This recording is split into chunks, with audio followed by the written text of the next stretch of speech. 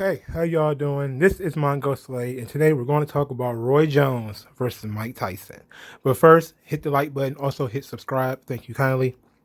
So we knew going into the fight, at least most people who knew, going into the Roy Jones Mike Tyson fight, knew that if it went to distance, there wouldn't be no winner. In fact, they put all these different rules in place to tell people that there's not going to be a winner. This was purely for spectacle. That's really what this was about. It was a pure spectacle, and it worked. It absolutely worked. See, here's the thing about boxing in America. There's always at least one or two tentpole fights for major events that go on in the United States, even going back to the 1910s and the 1920s. I'm not a huge boxing expert, but you could look at some of the major fights especially of the 20th century, where you could look at it and say it was surrounding some sort of cultural event. I think I've talked numerous times about Max Schmeling versus Joe Louis, which was around the culture around World War II, the German versus the American, even though the American in this instance was black. Then you had Malcolm, I was about to say Malcolm X, Muhammad Ali versus Sonny Liston, which was the '60s. The entire Muhammad Ali run was a big cultural moment. Mike Tyson, Floyd Mayweather, these guys, they are cultural heroes in so much as they define a certain era. Mike Tyson defines the mid to late '80s, the era of excess, where fights ended in the first round, and to the degree that some people began to believe that these things were absolutely not worth the money because Mike was knocking guys out so fast. Roy Jones is sort of the guy from the mid to late '90s, where boxing was all about the show, and it wasn't about as much about being the sportsman. This is where you already had all these fractional world champions. There's 300 different world champions in boxing. It was absolutely insane. That's why wrestling had, the NWA trying to force a singular world champion, because like boxing, wrestling had every little fiefdom had their own world champion. That's kind of how boxing is now. So this was a big cultural event due to the COVID pandemic and everything. You had something that could bring people together and something that people could talk about. And Mike Tyson versus Roy Jones. Mike Tyson is 54 years old. Roy Jones is 51 years old. If you thought that this was going to be two guys at their physical prime, the moment that Roy Jones came down the ramp and he had and he was walking with that limp, you should have known better. When you saw the age in their faces, you should have known better. Do I think this fight was an embarrassment? No. I think that the fight was fun for the people who watched it. I think a lot of people have fun watching it. And now they say the draw is bullshit, but a lot of those people didn't know that there was never going to be a winner announced.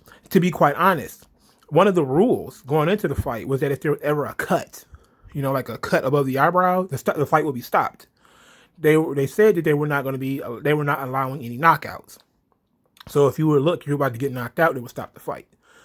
It was never going to be a decisive ruling unless Mike Tyson flash knocked Roy Jones unconscious, which was entirely possible. And it looked like he wanted to several times. Like he wanted to several times. But these two basically went in there and they ballroom danced. They did some punches, they did some stuff. They showed some flashes of brilliance between the two of them. Roy Jones dodged some really heavy punches, man. I mean, Mike is he's a machine. Like, it was crazy. Like, you could hear some of those body shots that Roy was getting hit with. It's like he was getting hit with a bat. It was bad. And Roy Jones is in there basically trying to ballroom dance with Mike Tyson, and it wasn't working. That was the only thing that kept him going the whole time. So I think it wasn't the best fight in the world. It was never going to be. But it was fine for what it was. I didn't pay for it either. So if some people like, hey, I paid for this, sorry. But I didn't pay for it, so I wasn't that upset with the outcome. But you talk about, they had 8 2-minute rounds, which means 16 rounds of boxing total. Most of those rounds were hugging because Roy Jones could not handle the pressure of being punched by Mike Tyson. And Mike was perfectly fine. He's a tank. Like the 54-year-old Mike Tyson would beat the shit out of the, what was he when he quit? 39, 38 or something like that. Would beat the shit out of that Mike Tyson. Like I think he's in such a different place mentally that he was in better shape. I think he took it seriously. Mike Tyson lost 100 pounds to get into fighting shape for this. And everybody was really excited to see Mike, and everybody was glad that he was in the space that he was in. And Roy Jones was essentially an afterthought, but people were very happy that Roy Jones didn't get hurt too bad. Now, at the end of the night, after they announced the draw, they did the post-fight interviews where, I forget the guy's name, but he asked Mike Tyson if he was okay with the draw. Mike was like, I'm okay with the draw. And he's like, why? And he's like, did you feel like you won? Mike was like, yeah, I felt like I won, but I'm okay with the draw because the people enjoyed it. And as long as they enjoyed it, that's good. So then he asked Roy Jones, and Roy Jones was like, nah, fuck that. I ain't okay with no draw. But he was holding his rib cage and breathing like, a beached whale and shaking like a leaf on a tree. Talking, and before he even got that full tough guy shit out, he just basically accepted that it was a draw and was like, you know what, I'm okay with the draw. And Mike was like, we need to do this again. We need to do this again. And Roy Jones was like, yeah, I definitely do it again.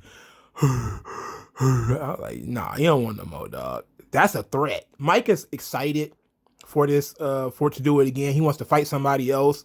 He's super excited. Roy Jones is like, look, man, look, anything but more of this. I should tell you who won right there. Mike Tyson, 54 years old, is okay. He's like, yes, man, I can't wait, man. I'm helping people. This is going to be so much fun. I want to do this again. I want to do it right now. And Roy Jones is like, you know what, man? I think I won, but and you're like, yeah, come on, man. You got beat up, dog. Oh, that was so much fun. Look, man, don't. This shit was pure spectacle. If you went in there thinking it was going to be some type of legit boxing fight, I'm sorry. It was never going to be that. It was always going to be the spectacle that it ended up being. So you had this, Mike Tyson came back looking so much better than he usually looks. But the prime problem with boxing, why a lot of people don't watch it, is because of the whole hugging aspect, where you could just grab somebody and hold on to them forever. And that's pretty much what Roy Jones did in order to survive this fight. I truly don't believe Roy Jones would have survived this fight to the end if they had, some kind of rule where if you tie up the arms for more than 2 or 3 seconds, it's going to be separated. I think Roy Jones probably would have quit on the stool in the 4th or 5th round. He probably would have quit. I don't think he would have had it in him to last against Mike Tyson. Mike Tyson he's not quite Iron Mike anymore, but geez, he showed you, that it's on a lot of people's, it's still, even though he's old as hell, it's still on a lot of people's fear list to get punched by Mike Tyson for that reason. Mike Tyson swings like a cricket bat. And you could tell he was pulling some of those punches, man. You could tell he was pulling some of them. There were some punches that Roy Jones dodged that if they had connected would have been so bad. They would have been troublesome. But it was a fun show. Now, the one thing that a lot of people have been talking about was the undercard. Now, here's the thing. I tried to watch the entire show. I ended up falling asleep, man. There was so many boring ass performances, and I fell asleep before the Jake Paul Nate Robinson fight because I didn't really think too much about it in the first place.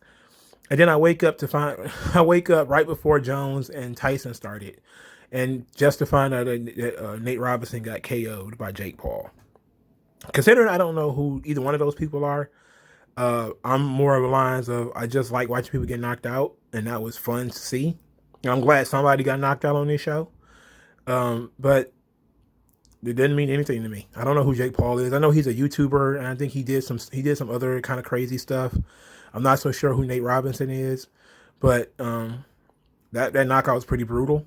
I hope Nate Robinson is okay. I know he ate that canvas. You know, you should really try cooking that thing at 400 degrees, and he needs like some ketchup or some steak sauce or all the canvas that he was eating. He definitely needs something because that canvas, you know, that's like it's vegan, so it's healthy. You know, as far as I know. Anyway, if you watched the fight, what did you think of the fight? Let me know in the comment section below. Like this video, share this video, subscribe to my channel, and I will talk to you guys later.